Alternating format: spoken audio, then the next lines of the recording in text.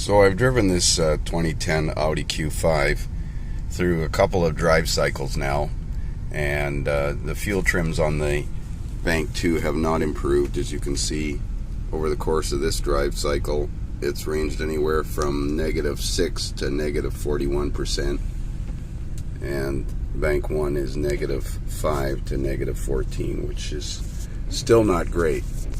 Now I'm going to exit out of here. I'm going to save this recording, and I'm going to exit out and have a look at fault codes in this system, and I'm sure that the fuel trim code or the cylinder deviation code has returned.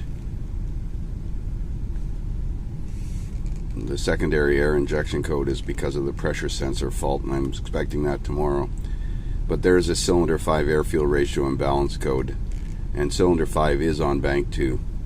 I'm going to re-ID this vehicle as a generic OBD and see if that code for fuel trim is present on the OBD2 side. So far all that's showed up on the OBD2 side of things is that P2432 for the air pressure sensor. But I really believe that this thing is going to reset fuel trim codes. Of course, the check engine light is on, likely because of that air pressure sensor fault, but I can't guarantee that it's going to stay off even with those fuel trims being so negative.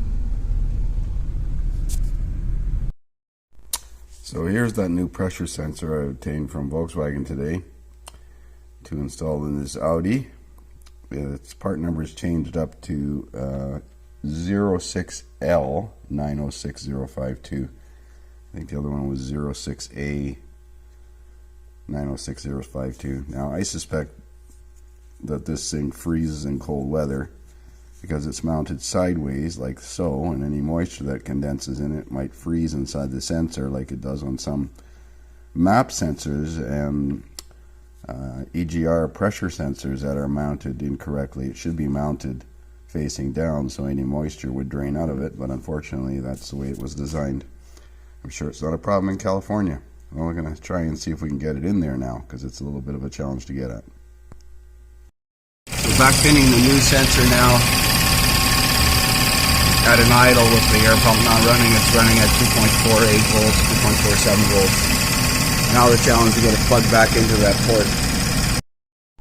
I'm hoping I'm going to be able to capture this recording of this Borescope here. I pulled this 3 spark plugs out of bank 2, and I started the engine for a second to build fuel pressure, and you can see that injector is actually dripping fuel in. That's number 3.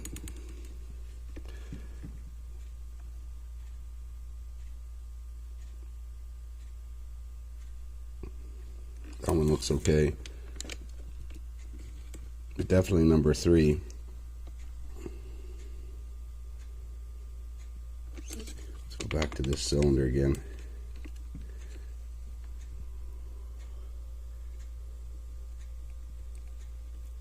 Oops. Come on, rotate, snap on. Yeah. Looking at the spark plugs, they're all quite black. That's number 1, that's number 3, that's number 5. So you can actually see little droplets of fuel squirting off that injector. I'm not sure what the fuel pressure has dropped to by now. I'll turn the key back on. Commanded fuel pressure, or the fuel rail pressure, has dropped to 75 psi, and at least number 3 injector is leaking, but you have to remove that half a rail, I'm sure, and that's going to require seals and a Teflon resizer. So we're going to discuss this repair with the customer.